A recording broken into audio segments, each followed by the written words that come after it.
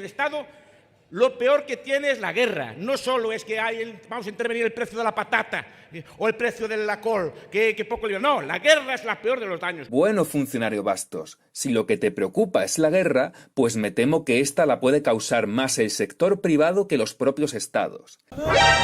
Si Estados Unidos ha sido el país más belicoso del último siglo, es precisamente porque tiene un sector privado de multinacionales que alimentar. Multinacionales apoyadas por favores y licencias del Estado. Regímenes ultraestatistas como la Unión Soviética participaron en menos guerras, y Corea del Norte no ha participado en ninguna guerra desde la Guerra de Corea. Y eso que tiene el ejército con el mayor número de personal militar y paramilitar del mundo. En otras palabras, él quiere decir que esos soldaditos son indefensos y no hacen nada. No muerden. Y esos países son pacíficos. Están tranquilitos ahí, descansanditos. Sin embargo, Estados Unidos pasa un año sin una guerra y le entra síndrome de abstinencia. Y si el Estado desaparece, pues esas empresas multinacionales yanquis crearán sus ejércitos y seguirán con sus guerras. Ahí serían corporaciones, ahí no existiría un libre mercado de ninguna manera, ¿no? Porque un libre mercado no necesita de un Estado, necesita del intercambio directo entre las partes. O sea, yo vendo un producto, lo que sea, y trato de intercambiar o negociar para lograr satisfacer mi necesidad. Y la otra, ahora, cuando se utiliza el Estado para intervenir, no sé, por ejemplo, vamos a hablar del caso de Estados Unidos, que es más beligerante que cualquier otro acá, cuando interviene en Oriente Medio para tratar de manipular el precio del petróleo, por ejemplo, ¿no? Como ya sabemos, Estados Unidos es el mayor consumidor de petróleo, las multinacionales les sirve, etcétera, que maneje el valor, ¿no? Y para también el consumo interno sea menor en Estados Unidos. Entonces, es decir, cuando hay intereses económicos de multinacionales, entra el Estado, porque, o sea, las multinacionales pagan al Estado para que hagan, o sea, es como decir, le pagan un servicio del Estado para que cumplan sus caprichos, ¿no? Es como decir, bueno, vamos a invadir, no sé, el Congo porque tiene diamante, por ejemplo, y yo justo tengo una multinacional que fabrica joyería y soy muy poderoso y tengo la capacidad de pagarle al Estado para intervenir de manera directa para yo poder sacar los diamantes de la República Democrática del Congo, por ejemplo. Y pero ahí no hay un libre mercado, no existe un libre mercado, porque se está utilizando el Estado. No se negocia con la República Democrática del Congo para poder comprar directamente de ahí los bienes, que sería lo correcto. De hecho, la guerra de Irak ya se hizo con compañías privadas de mercenarios, y estas compañías se pondrán directamente al servicio de las multinacionales si el Estado desaparece. Quisiera verlo. Una cosa es imaginar y otra cosa es hacer. Y cuando se puedan privatizar las bombas nucleares y los terroristas islámicos las puedan comprar, entonces vas a flipar. Varias cosas. A ver, primero que nada, no. La guerra no puede pasar si no hay Estado. Pueden haber batallas entre diferentes comunidades, pero guerra, no. A ver, vos hablás de empresas privadas que financian la guerra. Incluso empresas privadas que sin el Estado harían sus propias guerras. Bien. Primero que nada, vos estás hablando de que esas empresas privadas formarían su propio Estado. Entonces, dejaría de ser una simple empresa privada y volvería a estar el Estado. Pero suponete en el caso de hoy. En el caso de hoy, donde hay un Estado, y hay empresas privadas que financian la guerra, que es verdad, hay empresas privadas que financian la guerra, son los productores y los vendedores de armas. ¿Y quién es el comprador? Contame. ¿Quién les compra las armas? ¿Quién compra los tanques, los misiles, las bombas atómicas? ¿Quién es el cliente? Siempre que haya consumidores, va a haber una oferta. Así funciona el mercado. No es un mercado libre, porque no lo estás dejando ser libre. Pero hay un mercado, en fin. Así funciona el mercado. Si hay una demanda, hay una oferta. El Estado, por el hecho de existir, Más los estados grandes como Estados Unidos, Rusia, China, tienen una demanda de productos belicosos. Esa demanda incluye bombas atómicas. Sin un Estado, no te digo que sea Estados Unidos, China, que no haya Estado. Porque vos decís, las empresas privadas podrían formar su propio Estado. Olvídate de eso. Sacando eso, si no hay Estado, ¿quién va a querer? ¿Quién va a comprar una bomba atómica? ¿Para qué quiere? Después otra cosa que decís, criticás a Estados Unidos como si los libertarios defendiéramos a Estados Unidos y no es así. A mí me parece un país súper imperialista y estoy en contra del imperialismo. ¿Qué querés que te diga? Es cierto lo que decís, de que siempre está participando de guerras. ¿Pero qué? ¿Es el Estado? El que participa de esa guerra es el Estado, en fin. No me importa si es el Estado de Estados Unidos, China, Rusia, es el Estado. Y con respecto a Corea del Norte, que no participó de ninguna guerra de la guerra de las Coreas. Primero que todo el tiempo están haciendo pruebas con misiles, los tiran en el océano y puede llegar a provocar eso algún tsunami, algún terremoto, lo que sea, lo pueden llegar a provocar ellos. ¡Ay, qué lindo! No participó en ninguna guerra. ¡Ah, qué bien! ¿Y cómo tienen a la población ahí? ¿Vos viste alguna vez cómo está la población de Corea del Norte? La poca información que nos llega, porque tampoco nos llega tanto, porque está todo oculto ahí. ¿Cómo vive la población de Corea del Norte? Son esclavos. Son esclavos. Y eso vos lo ves como, ¡ay, qué lindo! No han participado en ninguna guerra. Anda, banana. La división del trabajo está inexorablemente unida a la cooperación social. Por eso, digamos, Bastiat decía que donde entra el comercio no entran las balas. Es decir, es un sistema que promueve la paz. ¿Cómo te crees que se fomenta el comercio de balas? ¿Con abrazos gratis? La guerra es un interés del Estado para que las multinacionales dentro del Estado se beneficien. Y las armas es otro factor que en realidad benefician en parte al Estado. Es decir, yo por ejemplo, lo máximo que podría tener en mi casa es un rifle.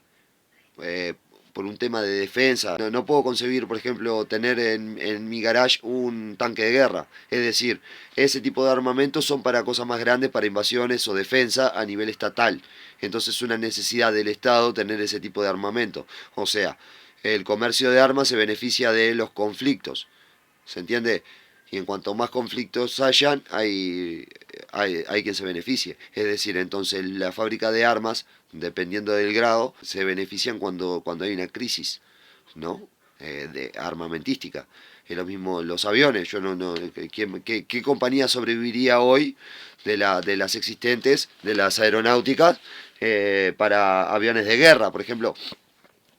O sea, no se sostenerían, se tendrían que variar para para hacer aviones de uso comercial en caso que, por ejemplo, que el Estado no existiera. Es decir, pasarían a no vender armas. O sea, y los que venden armas pasarían a vender armamento, por ejemplo, de menor escala, sacando los tanques de guerra o los blindados o las bazucas, por ejemplo, a civiles. Porque, o sea, los civiles no tienen esa necesidad en caso de la inexistencia de un Estado. Entonces, básicamente, ese mercado satisface las necesidades del Estado. ¿Entendés? Entonces, un Estado más fuerte, un Estado beligerante, hace que sea más fuerte y pueda imponer fuera de sus fronteras su voluntad. Entonces, eso ya pasa a ser libre mercado o liberalismo, porque, o sea, estás imponiendo tu moral por encima de los otros, como yo siempre trato de citar y dejar claro. Cuando impones tu moral, la impones mediante la fuerza. Entonces, cualquier mecanismo que mediante la sumisión, que vos tengas cierto poder para someter a otro, estás imponiendo tu moral mediante, puede ser alguna carencia o puede ser la fuerza directamente. Si existe eso, no existe libertad. Si Chile exporta cobre a Corea para que Corea pueda fabricar cables y esos cables luego se los vende a Chile, entonces Chile sale perdiendo, puesto que el producto manufacturado siempre es más caro que la materia prima con la que se ha realizado. Es decir, el precio del cable es la suma del cobre con el que está hecho más el precio que cuesta manufacturarlo. Esto crea un déficit que explica en parte por qué prácticamente todos los países fundamentalmente productores de materias primas son mucho más pobres. ¿Pero vos no te das cuenta que estás razonando las cosas ahí en dinero bruto? O sea, a ver, en tu ejemplo, Corea del Sur ganó 10 euros. Chile perdió 10 euros, pero ganó un producto manufacturado. ¿Está? Bueno, Corea del Norte, ¿qué va a hacer? ¿Va a comer ese dinero? ¿Se va a vestir con ese dinero? No, no gana el que tiene más dinero, gana el que tiene mejores productos. El libre comercio siempre favorece al más pobre. Favorece a ambos, pero al que más favorece es al más pobre. Porque el dinero que tiene lo da a cambio de productos manufacturados. El dinero no sirve para nada por sí solo. Si en un mundo desaparecían todas las cosas y solo tuviéramos dinero, no sirve para nada. No gana el que tiene más dinero, gana el que tiene más cosas. En tu ejemplo que diste, el que sale ganando es Chile, porque tiene un producto manufacturado. Los países periféricos son más pobres por cómo funciona el Estado ahí, no por el libre comercio. Si le preocupa a alguien demasiado que se venda una materia prima hacia afuera y la produzcan afuera, la pregunta es, ¿quién es mejor produciendo cables? Si en Chile hay demasiadas empresas de producción de cables, si son los políticos los que administran las licencias para el trabajo de cables de cobre y así sucesivamente, porque no es casualidad de que uno necesite productos que se hacen fuera del país de uno. En otras palabras ya más filosóficas, un árbol no consume de sus propios frutos.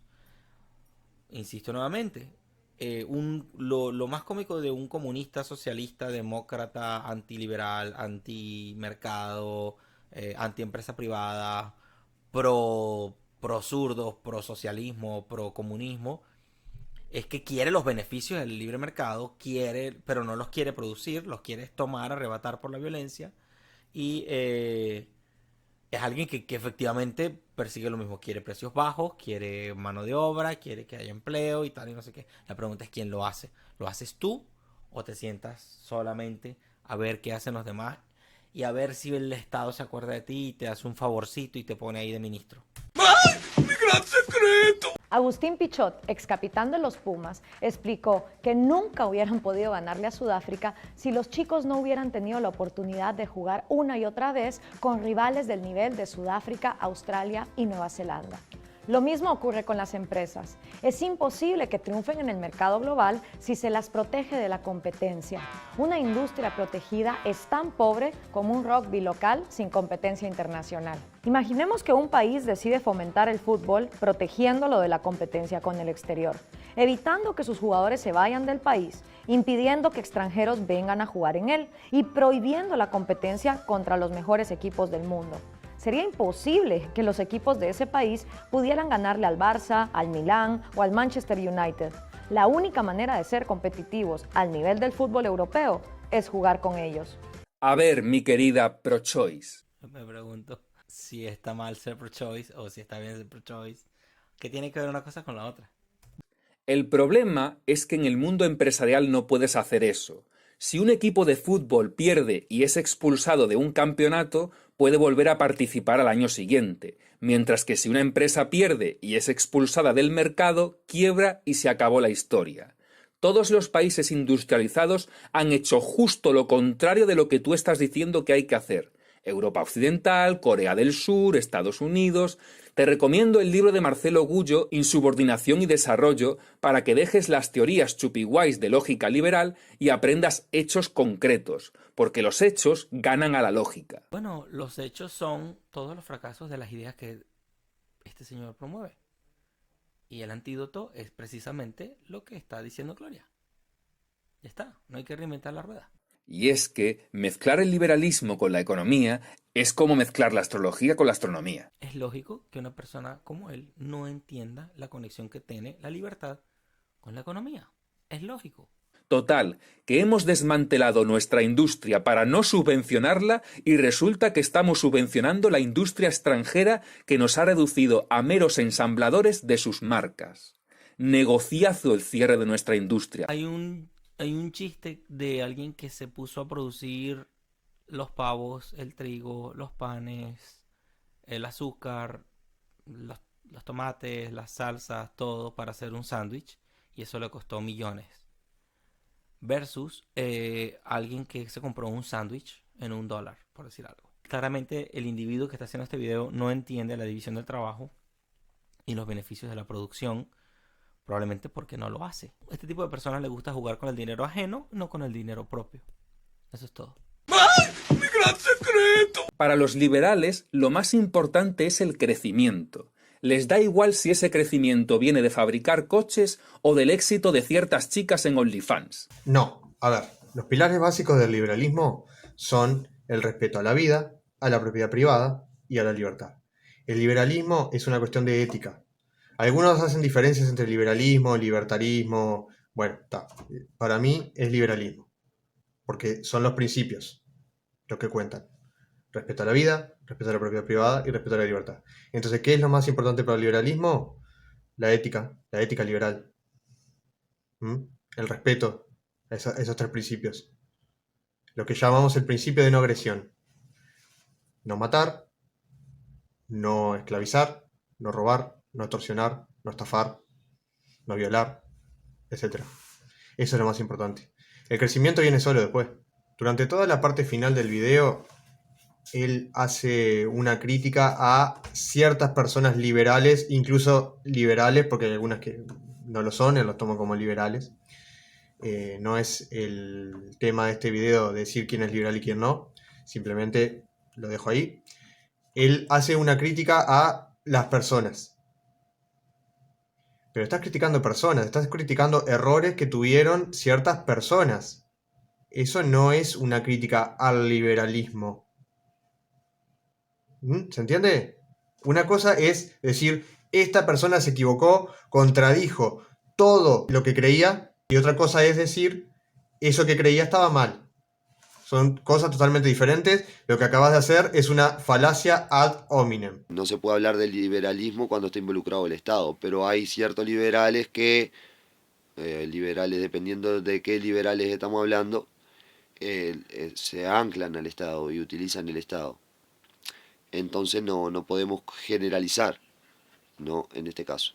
Yo creo que hay que desglosar, separar cada punto y analizarlo. O sea, se está hablando tirando bombas para todos lados. O sea, hay algunas bombas que caen en lugares que son correctos y otras que no. O sea, que no tienen un análisis profundo de lo que es.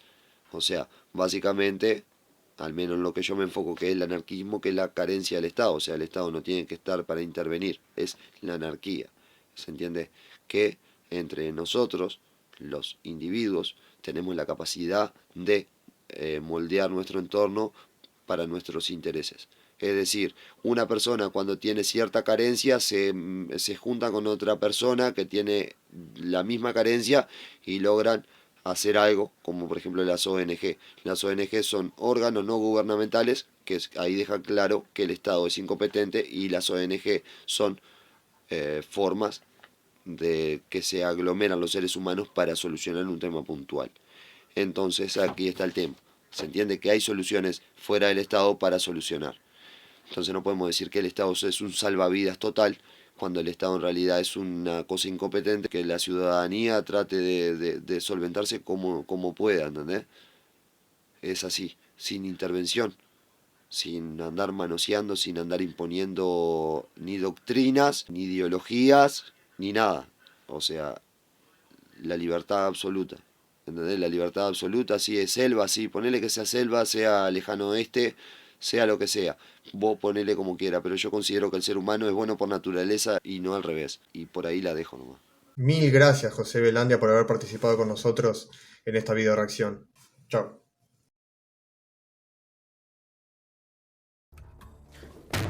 Definitivamente una cosa es leer un cuento y otra cosa es vivir un cuento.